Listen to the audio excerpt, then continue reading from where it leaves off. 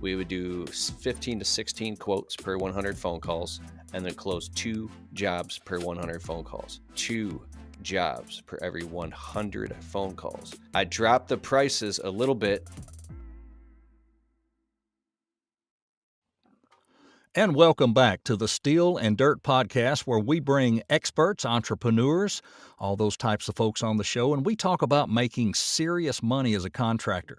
And today we're talking with Keith Kalfas, who has a landscape company, and he also has an excellent YouTube channel that teaches viewers how to start a landscape business without a penny in your pocket, and you can do it. Hey, Keith, welcome to the show. What's going on? Thanks for having me on. What's up, guys?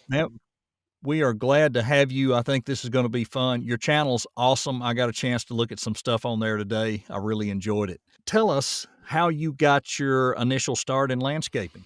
Actually, I started just push mowing and cutting grass when I was like 8, 9 years old. My dad had a small little lawn care business, and I'd cut grass with him for $4, then $5 a lawn. By the time I was 17, I wanted to start my own business with him. And he didn't really want to do that. So I just went and got a job working for other people because I don't know. That's what I did. And after about, 10, 12 years of doing that, I got so sick of working for all these different lawn care and landscaping companies. Even though I learned a lot, I always wanted to start my own business. But I always thought I didn't have enough money to start because I was broke. And then one day my back was against the wall. I was getting married, and I needed money. And so I started going out at night and on the weekends doing side jobs. And within 6 weeks, I replaced the income from my job. Boom, went full time and never looked back. And I was pissed off because I was like 12 years of thinking that I needed 20 or 30 or $40,000 of startup capital. And all I needed was a hustle, a shovel, a wheelbarrow, some basic hand tools just to get a job trimming shrubs or anything. And then I would reinvest the money. So, I wish I would have started sooner, but yeah, man. And that's what I talk about on YouTube is how to start a landscaping business. So that's me in a nutshell. Now, you are training not only soon to be entrepreneurs, but probably training some people that are in the business as well, how to run their business. So tell us a little about that as well. Yeah, we got about 60 million views online, and my main YouTube channel, which is the Landscaping Employee Trap. It's just look up Keith Kalfas, and we talk about how to go from 0 to 100K in your landscape business. You could do that quickly now with all the information on YouTube about, you can do it within 12 to 24 months, and just by hustling and working your tail off. But then at some point you get burned out, and some guys get stuck in what's called a stage 1 business, where it's just them or maybe them and a helper, and you don't know your numbers, you don't know your profit margins, you don't have time to keep accurate books, maybe you don't have payroll or workers' comp or insurance, and you're up all night with your stomach turning because you're trapped in your business. And the next stage is where you start hiring a couple guys, you get another truck, and then now you have all this administrative and office work. It's a stage 2 and stage 3 businesses where you're pretty much out of the field, and you got people working for you. But I'm fascinated by these stages that I've gone through and people go through. I don't have a multi-million dollar business by any means. Still have a small profitable landscaping business, and I love doing the work out in the field. But currently, I'm in the field maybe 10% of the time. I just don't have time to wear all those hats, and I love doing the physical work. But I learned so much by getting around a lot of these other experts. By making YouTube videos has given me the opportunity to, gotten flown all over the country to speak on stages and get my foot in the door at these live events and meet all these cool people that I wouldn't have probably had the chance to if I didn't have a YouTube channel. So that's kind of the perks of it. And I feel like I'm getting all this information from these guys who have built, multiple 6 and 7 figure businesses. And then I come and I share some of that stuff on the YouTube channel and on my podcast, the Untrapped Podcast. And then we can all learn from these principles. And these principles, they cross-pollinate, they cross over to all different businesses, service-based businesses. So customers see it. And what it does is it's kind of like results in advance. The customers like your videos and they see that you do good work. And now, if you're marketing SEO to your local city and you're sharing that and creating blog articles, you're literally doing all types of marketing and advertising for very, very low cost just by documenting what you're already doing. Let's go back to this, and you mentioned this word, customer service. So that's a big deal. Well, especially in this type of thing. This is a service business. People expect the best customer service. Is that something you really hammer on when you're teaching people that they have got to break their necks to really make people happy? The rich, nitpicky, complaining, cheap customer who's trying to take advantage of you, like, I will highlight that in some of my videos, but I will circle back around and say, I mean, we are in a service business, and operating from your heart, bending over backwards, and having an attitude and a heart of service is and really, really caring about your customers' properties and treating the property as if it were your own. And Right. don't cut corners. If you see something wasn't done to 100%, stop and walk back 5 feet and pick that thing up, because we want our customers to feel excited and ecstatic and proud. And it creates a referral generation as well when you really care from your heart. But 3 to 5 years in the business, some of those customers really do care about you and do support you, but some of them were only loyal to the dollar. And you wake up at one point and you realize that, oh my God, I've been putting my heart and soul into this, and these customers don't even, they're not even loyal to me like I am to them, because they'll drop me in a heartbeat. Or if I raise the price, when I raise my prices, I mean, I've lost customers left and right. So you kind of can get feel jaded or become vindictive, or in your heart, like you can get to this place where you become sour, and you realize the bitter double-edged sword of running your own service business is that where did all the passion, it goes down the drain, and now it's all about just numbers and money. Then you feel like you're reduced down to your utility value, where you're just a cog in a machine. And that's right there. It's hard to keep your quality levels top notch when your heart isn't in anymore, because you feel like you're the last person who, like, you started this thing with all the Right. will power and the vigor and the grit and the excitement and the dream. And just like E-Myth by Michael Gerber, he talks about this point where you've lost all the passion and you can go into depression and burnout. And I like to talk about that stuff too, because I've been through many of those cycles. I'm sure a lot of people listening have too. And you can read Mhm. different books about this tipping point where you finally get to the point where you don't care anymore and you quit. You don't even care about the repercussions because you can't take one more step. Mhm. Everybody's an expert when they're making money. All of the same stuff you do that you thought you were so brilliant, when none of it's working and you're pressing all the buttons and you thought you had all the passcodes to make money, and now you're being reduced down again to just hustling your ass off. It's a very interesting thing to go through those cycles, and it comes back to controlling your emotions. I think there's Mhm. seasons we all go through where, 3 to 6 month period where you're just going through the motions. And I really, really take my hat off to, and I aspire the people that somehow, or at least publicly, they share their acting. I don't know, but they stay excited and they stay enthusiastic no matter Mhm. what's going on around them. And I really, really look up to those people, because that's hard for me to do. It's hard for a lot of us to stay excited. And that brings me to another point, is that if you love what you're doing, it's not that hard to, you can get through the lulls and the hard parts a lot quicker, because at the end of the day, you really Mhm. love what you're doing. And if you don't love what you're doing, you got to figure out a way to love what you're doing, or how to love, or an aspect, or maybe there's just a part of maybe you don't like the labor part, but you love the sales and marketing. Find a way to hire that Right. smart guy who can, or those lead techs who can go out and take the labor. If you love the labor and you hate talking on the phone with customers, you got to find an office manager or someone that can answer the phones. So you got to find that stuff out sooner than later, so you don't burn out and end up in a hole. And I Yep. call this is falling in love with your business all over again. It's like, for some reason, you got your morning cup of coffee, your hands on the wheel, and you're off to the job site, and the sun's shining through the windshield, and you don't know why, but you were in love with your business again. Everything feels brand new. And it could take something as simple as pulling the trigger and starting a new service that you've always wanted to get into, or cutting the rope and getting rid of a service that you hate and you've been trying to get rid of for 5 years. It could be something as Mhm. simple as investing a piece of equipment, or making that key higher, or pulling the trigger and leasing out a shop space, or getting an office. That is the test, is when you're going through that hard time and that plateau. Can you keep a good attitude, still take care of your customers, treat your wife good, treat yourself good, avoid the negative self talk, be nice to your employees, and work through that puppy until boom, that's, you shoot up to the next level. I believe all these things are tests. Mhm. And I've had a couple different guys that are so gung ho and they have maybe like a father issue, like they feel like they have to be a perfectionist and they can't let people down. And so they'll take on more and more and more work to the point where it's like they're either going to burn out and end up in a hospital or their business is going to fall apart. And I've watched people, Right. I would never say any names. I had a client a long time ago. I mean, this poor guy, let's say he was so stressed out, his business was falling apart and he's like crawling across the floor and got admitted to a hospital. Like he very normal guy with a sound mind, like very good guy. But we have Right. these weird issues where we don't know how to just accept the fact that um, there's nothing wrong with one of my mentors. He was a supervisor at a company I worked at. He was a Marine Corps sergeant. I came to him one day because I wanted to be the best foreman. There was like, 140 guys working at this company.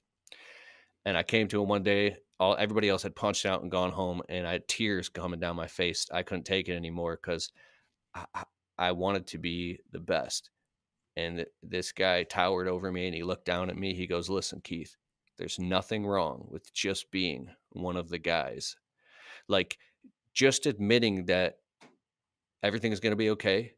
You're like, there's nothing wrong with being an average Joe." I know that sounds horrible because an average Joe is average, but what I mean is if you're telling yourself you gotta, sorry, I'm trying not to cuss here, man, trying to be a fucking a millionaire overnight and you want to take your business, like if you're only doing 125,000, you say, well, next year I'm going to do 500,000, or you're setting this bar. That's all that, although that's all possible.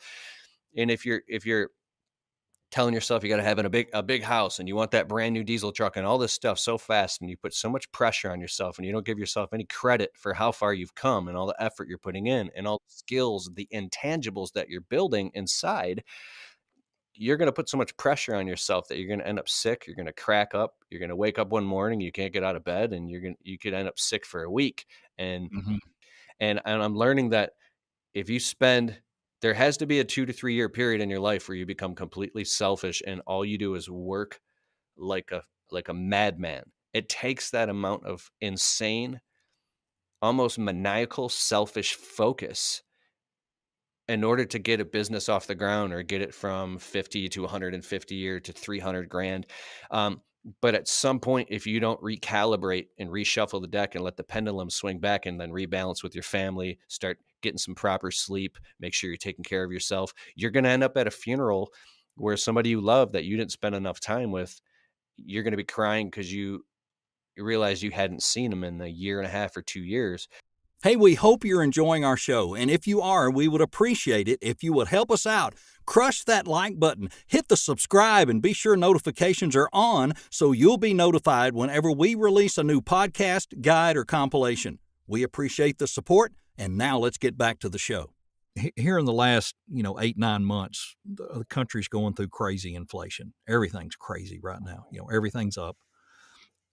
Absolutely affects your business because you're putting gasoline into a lot of stuff. You're having to travel everywhere you go. That cost went way up, tripled pretty much. And then you, of course, have to go to those clients and customers and say, it's costing me more. It's costing me more. How did that work out for you this past year? Well, I did all the math. I figured out the math with my bookkeeper as well. He's Dan Plata from Blue Skies Bookkeeping. What's up, Dan? Um, and I've dug deep into finances, all the numbers, and I came up, I actually don't know, I think it was like 12.5% for existing customers and 20% for brand new customers. Price increase blew up in my face. I thought just because I knew all the numbers that everything would work. Man, we lose customers constantly. Um, I mean, my closing rate went down for every 100 phone calls that came in. We would disqualify 85% of them over the phone by having a quick conversation to see if they're a good fit before I drive out there. We would do 15 to 16 quotes per 100 phone calls and then close 2 jobs per 100 phone calls. 2 jobs per every 100 phone calls. Okay, so I dropped the prices a little bit, just enough to get in there and pack work into the schedule. and now we're up to, I got to check again because it's changing literally every day, but it improved drastically. My close rate was normally about a 53%, dropped all the way down, and now it's somewhere around 24, 25. Mhm.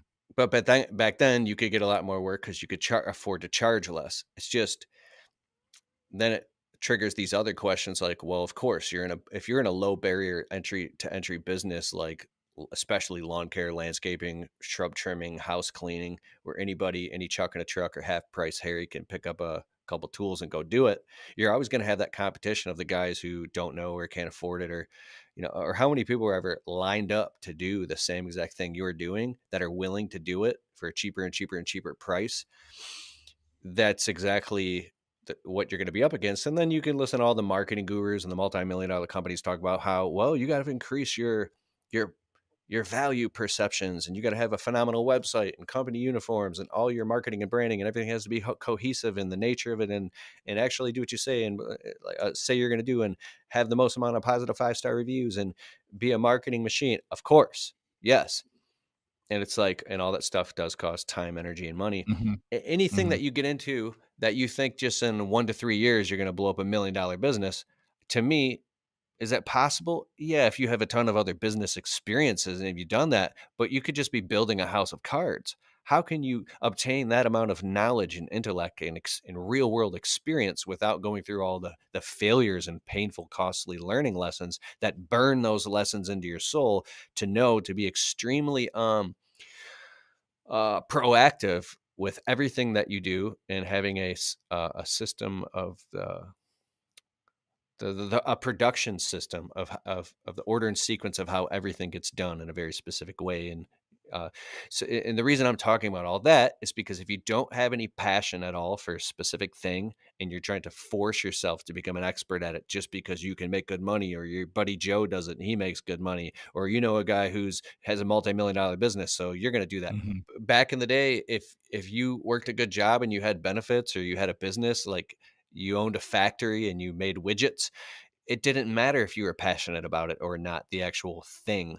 Maybe you're just passionate about business itself, but you were considered a good man if you took care of your family and paid your mortgage and made enough to retire. It didn't matter if you loved what you did or not. But now it's an entirely different culture where people can actually have a choice. Employees can have a choice of whether they're not just going to come work some dead end job for something.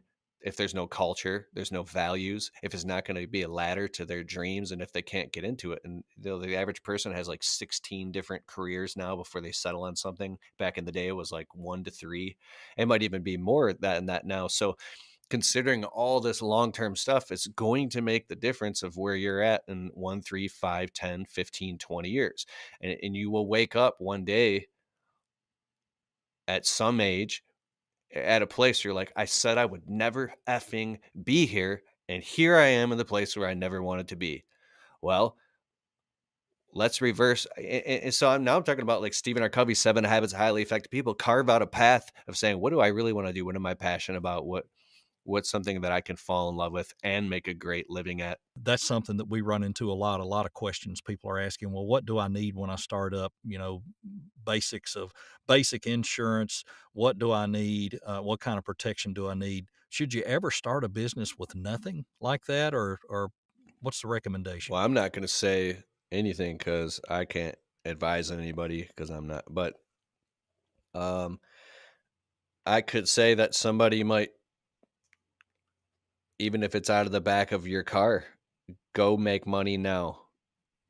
Even if it's collecting cash and you don't have any insurance or anything, go start your business immediately. Then take that money and go buy insurance with it.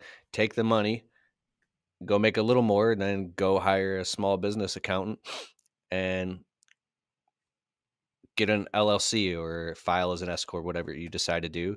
Take that money, find out a local insurance guy, get your basic general liability insurance, and then so take the money and very quickly reinvest it back in the business. I could very easily see within the first year, by the time it's tax time, you could literally get an LLC, do the numbers, I mean, you're going to have plenty of write-offs, so you can literally pay your fair share of taxes at the end of Q4. Let's say you start in January, and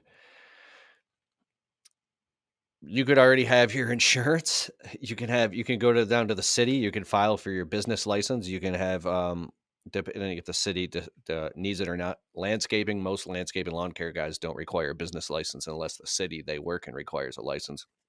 If you're an arborist, of course, you need uh, a license, like a certified license from the Society of Arboriculture. If you're HVAC or plumbing or an electrician, I'm sure there's different licenses that you need. But when you say licensed and insured, I mean, what does that mean? And then if you have any employees, that's when things cross the line and it becomes a slippery slope.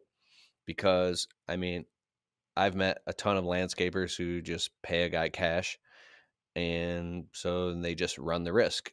I mean, I think that there's an entire percentage of our economy. Even the IRS put out a publication a couple of years ago that it's like an epidemic of 1099s, that they just pay these guys cash or write them a check and 1099 them. It's not legit, and it's going on so much. There's nothing they can even do about it. And of course, they have thresholds of like who they're going to audit and what they're going to do. There's this saying, I mean, nothing's a problem until there's a problem, right?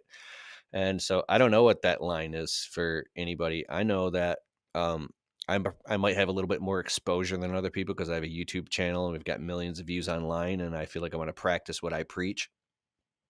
But I think the spring of the second year, I went and got general liability, and then I had employees 1099ing them for a couple years, and then I was scared, so I went and got a payroll, and I got workers comp pay by pay. And how that happened was I got scared because I had a guy trimming shrubs, and I was paying him cash, and he cut his hand open, and it was like a couple millimeters from slicing the tendon, and luckily nothing happened. He got some stitches and he was okay, but I scared the out of me, bro. Went and the reason, like, well, why didn't you go legit? Well, dude, when you're trying to get a business off the ground and you don't have enough money and you know how expensive Mm-hmm. it costs to have fully loaded employees, it will suck the Right. profit right out of your business. And you will go out of business if you don't know the numbers and you don't know how to do more marketing and advertising. It's like an uphill battle. It's like, um, so but I think that when people go beyond the line of now you've bought your brand new truck and you've bought your house and you're going out and eating steak dinners and drinking wine and partying on the weekends, and you still don't have insurance, you still aren't paying your fair share of taxes, you're not mailing in your quarterlies, and you're totally irresponsible. That's when I think that that shit could catch up to you. Some people do it for years and it never catches up to them. Some people, no, but but definitely. And then once you do, within the first year or two, reinvest in the money and get totally legit. And it just becomes part of the business. And then you don't even think about it and you wouldn't even consider doing it any other way. But God, it's expensive, dude. I have two businesses and I pay like 560 a month or 570 a month now just for my bookkeeper to manage all the books because they go by transactions because we have a lot of transactions. My internet business does. And then you're paying the accountant to do taxes for two businesses and personal taxes. Could be another, I don't know, $1,600 for the accountant. Then I don't know how much workers comp costs because it just comes out with the general liability is cheap. I thought it would be thousands of dollars, but you could get a general liability policy if you got a small business for as much as $1,000 a year. But then you start learning about insurance and what is the PIP, personal injury protection, what is the amount of coverage, should you have an umbrella policy, how does all that work? I don't know, I'm not an insurance guy, but I think if you're growing your business, you're having more employees, you're working with different types of tools and offering multiple services, you should be sitting on the phone with your insurance at least every year and asking as many questions as possible and listening to podcasts and learning to make sure that you have adequate and proper coverage, like letting some cash guy drive your truck who's not on the insurance policy. Like when I hire an employee, I'll have an employee sign 40 pages of documentation from everything from all the payroll and the job application. And we've got the company handbooks that we're creating right now, finally. Because if you're running, if you're wearing all the hats and someone tells you got to do all this shit, you're like, there's no way. What am I going to do? Just shut my business down and spend the next 6 months learning all this stuff? It's like, it's crazy. It's an uphill battle, but you'll get there. I'm not saying I'm there, but so it's like background check. You got to get authorization. You can't just run a check on them. Then you send them for a drug screen and you document that. And then, DMV check for driving, insurance company, get them cleared. And then you gotta safety and there's so much stuff, and you make them sign off all of it. Any new landscaper works for me. I give them a bag like a with a drawstring on it that has eye protection, earmuffs, and gloves, and then they sign a thing that says they received the proper protective equipment from me. And then we could do like the next thing I'm creating is like a 26-point safety inspection around the truck that they do and that they sign off of to make sure that everything's tight, and the bungees and the straps or ladders with the ratchet straps because if something falls off, God forbid, I got this signature. And I feel bad. It's almost like Roman civil law, like, because I never knew when I worked all these landscape jobs, why are they making me sign pages and pages and pages and pages of contracts? I was like, because I'm the enemy. I'm a walking liability. When you're an employee, and they don't want to get their pants suit off for your negligence, because at the end of the day, they're left holding the bag. And most employees are gonna be like, oh, sorry about your luck, and they're just going to bounce and go get another job, and now you're stuck with all this liability. So I think what scares the crap out of you is you go, oh my God, I have unlimited liability. We need to limit that limited liability, right? And I'm exposed to all this liability and could end up getting my ass sued off and lose everything and end up being homeless because I wanted to pay a guy $16 an hour and pay him cash, and he smashed a truck or a piece of equipment or did something bad, and now I'm left holding the bag. And you stay up at night sweating, thinking about all this crap, saying, I got to fix this now, now, now, now, now. And then you get up and you're just on another job site and you don't have time to fix it. And then you come home and then you're eating dinner, and now you're in an argument with your wife, and you're like life can turn into pure chaos. And when I meet these guys who are just cool, calm, and collected, they got multi-million-dollar businesses, everything's operating like a well-oiled machine. And I'm like, I go, how in the F did you get to this point? Like, how did you get this methodically organized?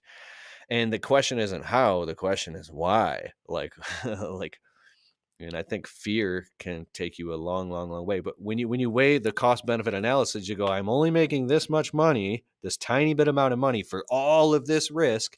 I don't care if you're cutting grass or you're just, or whatever you're doing, or construction. If you have employees working with power tools or driving vehicles, this is highly dangerous, especially tree work.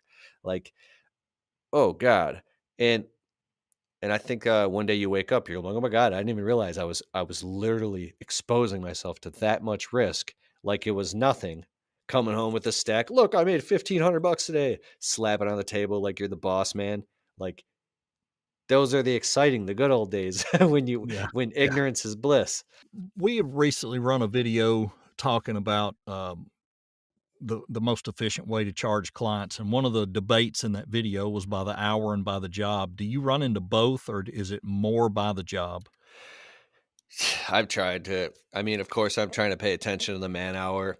And I did all the math. I'm like, I have to charge $82 or $83.50 per man hour to make all this work. Yeah, I don't get that. So I'm trying to aim for $65 a man hour. Sometimes I still don't get it. But that's what I charge by the project, by the job. Like, we just did a job, it was $9,430 and we finished it. And I'll bake in all the math. I count the man hours, what I think it's going to take, the materials, the cost of insurance and gas, and all these different fixed and variable costs. And I do all the math of what the job will cost 100% when it's completed, including everything. And then I times that by 2.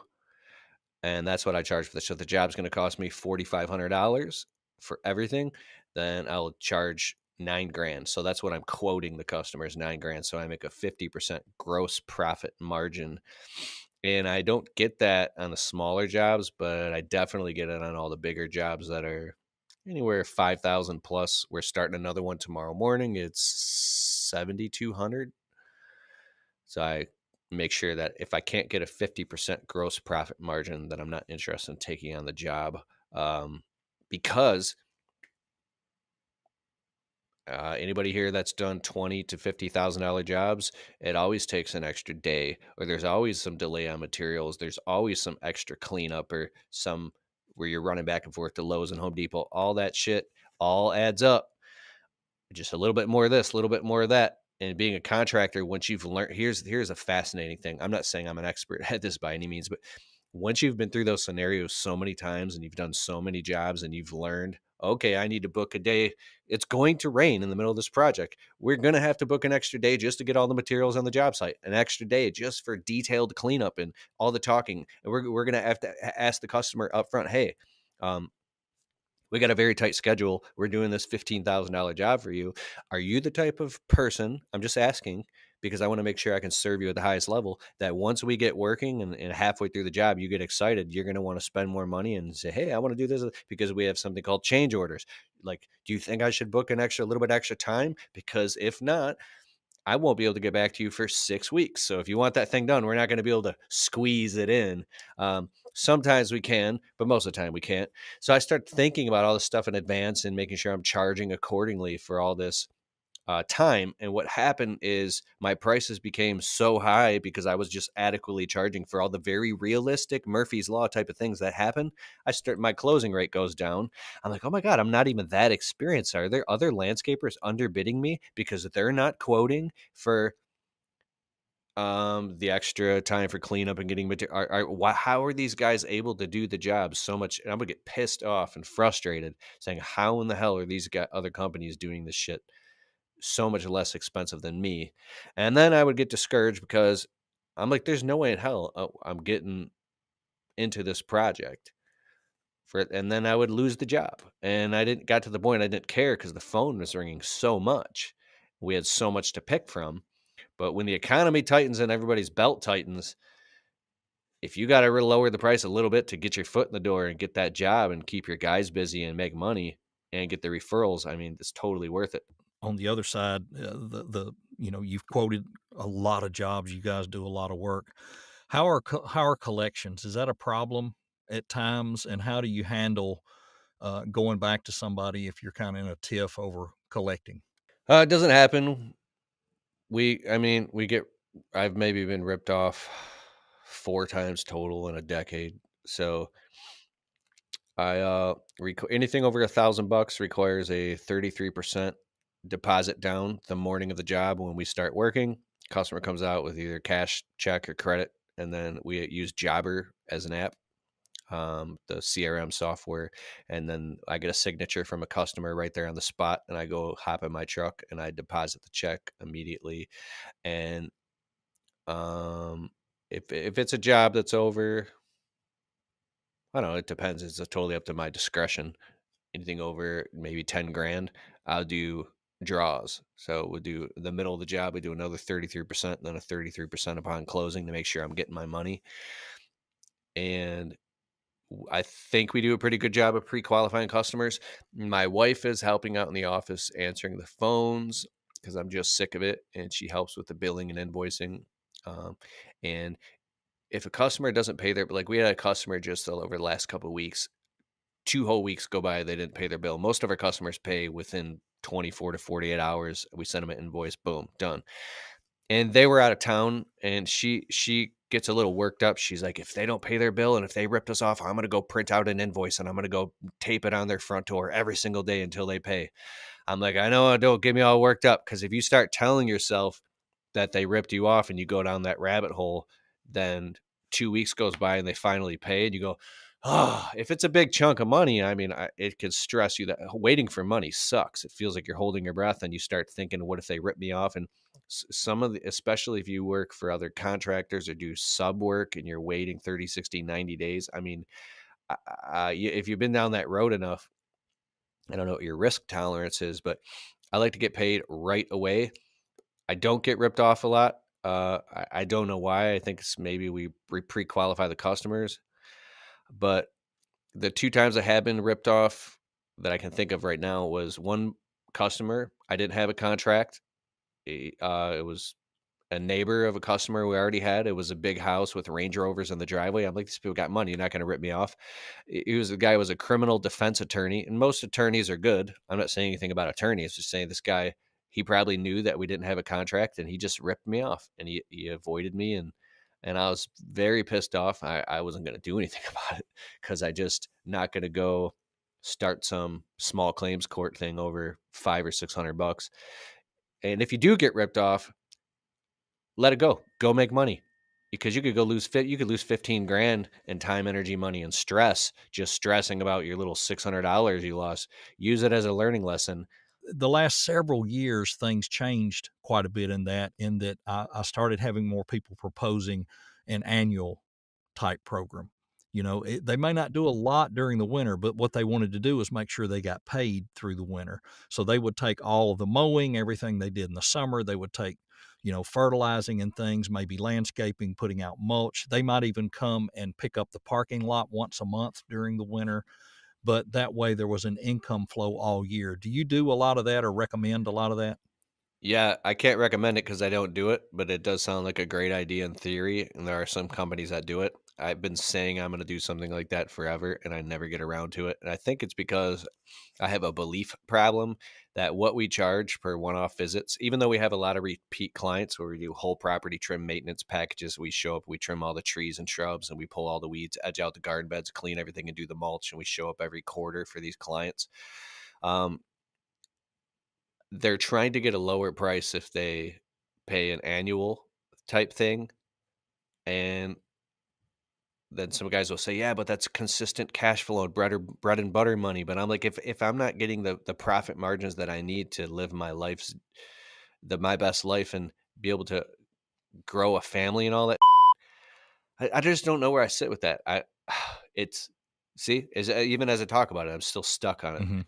I also like, I don't like ever anybody feeling like they feel entitled or have one up on you. And I'm not trying to be negative here. It's like they say, "Well, I'm paying you this, and you're slacking on this," and I'm not the type to slack. I think we do very good work. Well, everybody thinks they do good work, but I mean, we got the positive 5-star reviews to prove it. If you look us up, we got like 186 of them. Um, but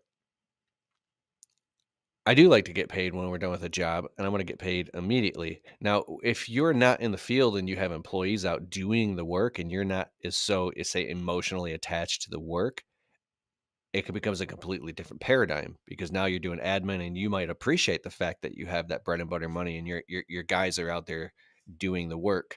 I've been out of the field mostly for about 9 weeks, um, a major part of this year because I'm so busy in my other business, and something has happened, this interesting transition. And well, one is I learned that I'm a control freak and I have to let go of my grip and all my anxieties because I show up on a job and the guys are working and they're doing just as good of a job as I would do. They understand there's like a bit of a culture going on. I have a very small business, but it's like they just do phenomenal work. They understand what to do. They know that if they cut a corner, I'm going to notice that and I'm going to ask them to go fix it anyway. So they just do it right the first time, and they take pride in their work, and so that has allowed me to relax. And they send me pictures all the time and little video clips and of what's going on. But something has happened with me emotionally. Emotionally, I'm loosening my grip and letting go and actually accepting the fact that other human beings are capable of trimming bushes and installing rocks, and it doesn't take a rocket scientist and it doesn't require me to be there all the time. If you're running your business, this is a quick little like mind bomb, at least for me. If you got the wrong guys working for you, you're going to think that your industry sucks, your business sucks, employees are stupid. You're going to hate employees. You think you want it's a living. And if you're the type of person who's afraid to ask them, or if you got an employee who's got a shitty attitude and you're afraid to actually ask him to go back and retouch up that thing he did because he's going to throw a fit or have a bad attitude, and maybe you need that guy and you're keeping around because you got a lot of going on in your personal life and you definitely can't deal with firing an employee right now. You don't have time for that. You're just emotionally robbing Peter to pay Paul or whatever. Like, so you keep around this toxic employee. Like we've all been through this. So you're going to run back and you're going to go pick up that thing yourself, or you're going to go by in the evening and you're going to go pick up the tool that he forgot on the job site when you're supposed to be on a date with your mom. And now you're running around circles doing everybody else's job for them. There's a point, little by little by little. There isn't one point, because it's on a gradient where I'm not saying I'm the best at this, but I have gotten to the point. Hey, will you go back and touch up that thing? Yeah, yeah, I was gonna get it. Yeah, yeah. Now I don't even have to say anything because they know. It's like, oh, you left a tool on that. Make sure you go back tomorrow morning. Go back to Mrs. Jones' house because she sent a text and said you left the tool sitting by the back garden bed. Oh, okay, okay. I'm gonna go get that. Make sure you do this. And I send a punch list of all the things that need to be done on the job and check the list. And I'm looking at the list, like I'm looking at the data, and I'm holding them accountable for their job, for the organization of the tools, what gets done. Make sure, and if it doesn't get done, then hey, that's their job. You have a job description when I hired you, and you signed that this is what it is. I'm not asking you to go do crazy weird shit. It's just landscaping. It's like, and I'm paying you, and so, and now I don't even have to say that, because just my very energy, like this is, I'm finally this guy that I always wanted to become, just 10 years too freaking late, and I'm frustrated by it. But I guess because I wish I used to get upset and have all this emotional energy around looking another man in his eyes and say, "Hey, will you go back and touch that thing up with the backpack blower? You left some dirt up by the doorstep." And I would get angry, like, he has eyes. Why didn't he see that? Is he lazy? Does he not care? Does he think like, and I would go through these long explanations about the client and how we do positive. Now, when I hire somebody up front, I'm talking about like, we do 5-star work. We don't cut corners. We love when the customer comes outside and they're like, "Oh my God, I love it." And they leave a positive review and they refer their friends and family. I charge the customer a little bit extra so we can take an extra few minutes to actually do a good job and love our job and feel good about it. So you have all the authority to, and I'm not a micromanager. I'm sick of that shit. There's like all this criteria kind of has to be met before I even hire somebody now, because I'm not going to go through, well, he'll never hear this. And there's 100 million Justins in the world, but I'm not going to hire another Justin. A guy that worked for me. God, you'd be afraid to ask this guy a question. What? Just like pins and needles, man. And some guys are like one trick ponies. They'll be really, really good at doing one thing, but they suck at everything else. And you're constantly like shit in one hand and wishing the other, wishing that. And you're never going to get that guy to get better at the other things. Then you just accept it. And then new guys come that work for you. You're like, what's up with like Justin? He only does that one thing really good. And he sucks. Dude, he's Justin. It's Is what it is. There's plenty of them out there. Keith, we've kept you long enough, but thank you again so much for being with us. We appreciate you sharing your knowledge and experience. Thanks a bunch. I loved being on the show. I really appreciate it.